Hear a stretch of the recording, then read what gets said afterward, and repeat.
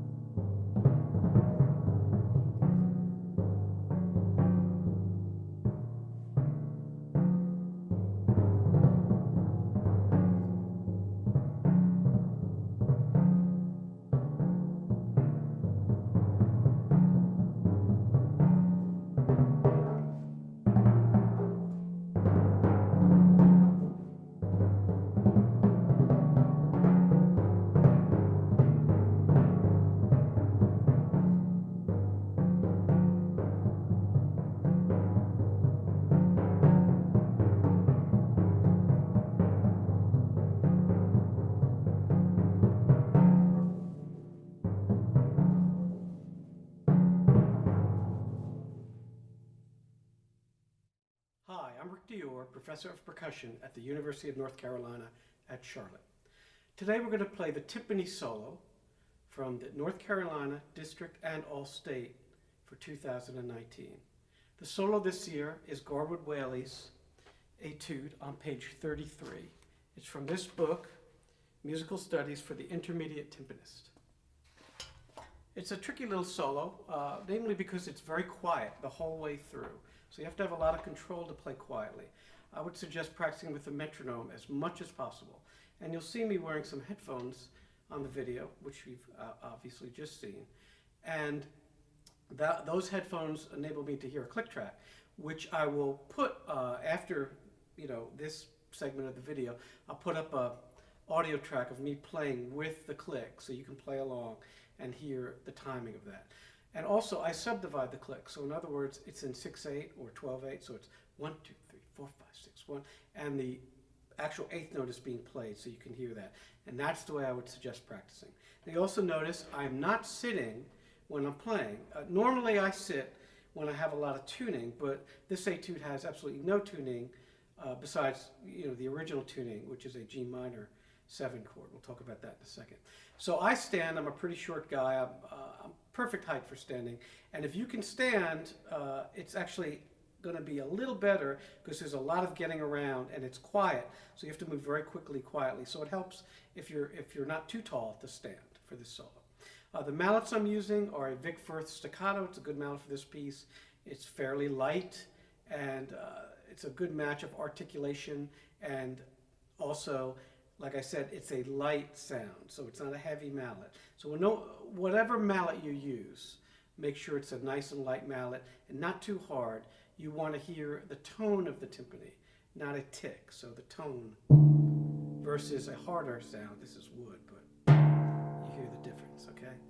Good. So it's written piano softly, the whole thing, and it says always softly. So I'm doing a little contrast and dynamics, some pianissimo, maybe get up to mezzo piano. That's just for phrasing and a little bit of musicality. I think you should feel free to do that. I'm also doing it a dotted quarter note equals 80, which is the fastest tempo notated. Also, I'm playing, the style is American style with the large drum on the left, small drum on the right. That's from the player's perspective. If you play German, which is backwards, the large drum would be on the player's right and the small drum would be on the player's left. At the end of this segment of the video, I'm going to put up a scan with my stickings. So just bear in mind, those stickings are for the American style of playing. So let's talk a little about tuning. So this is a G minor 7 chord. It's actually very good range for these drums. It's in perfect tuning area of the drums to sound good. So the 32 will be a G. So when you tune, get right down there and okay, and just come right up to the G. Don't hit it with your mallet and tune it in gliss. You need to tune quietly and show the judges that you can do that. And then do that with all the drums. Also, I would suggest you can get an A tuning fork and then get all the notes from that, or a G tuning fork, or blow one note on a pitch pipe. Not all the notes, just one note. If you blow that note, blow a G, which is the root of the chord. Always tune to the root of the chord. It'll make your chord sound better on the timpani. Okay? So after you've tuned, and we'll tune up B flat and the D. And again, your tuning should be like this. Just gliss right up to it. And then your F. Okay? Now watch out for that F. That 23 is a tricky drum. If you're a little sharp, you can do this in the middle of the drum, very lightly. That knocks it down like a quarter tone, depending on how hard you hit it. And it'll settle it right in. Chances are the drums you play on for the competition will not have a fine tuner. So please keep that in mind. The next thing we're going to talk about is muffling.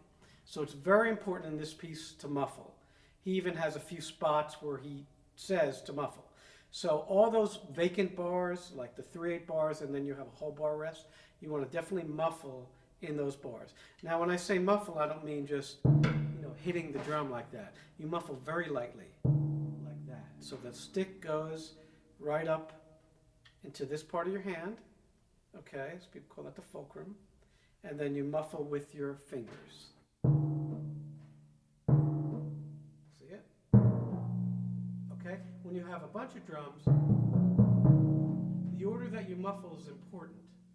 So if whatever note you want ringing last, that's the last one you muffle. Obviously the G, the biggest drum, is going to take the longest to kill the sound because it's a big drum. So that's the one you want to get first for a clean sound. The F will ring the shortest since it's the smallest drum. So you want to try to muffle, and you saw all the muffling on the video, so try to copy that. It's very important to do that. So the things to remember, again, tempo, very important. Practice with a click track. It's very important, to, especially the bars that you're not playing, to keep solid time in those bars. Then tuning, extremely important, since it is a consonant chord. And then finally, rhythm and muffling. Okay, so, the muffling is extremely important. So I hope that helps, and thanks so much, and we'll see you next time.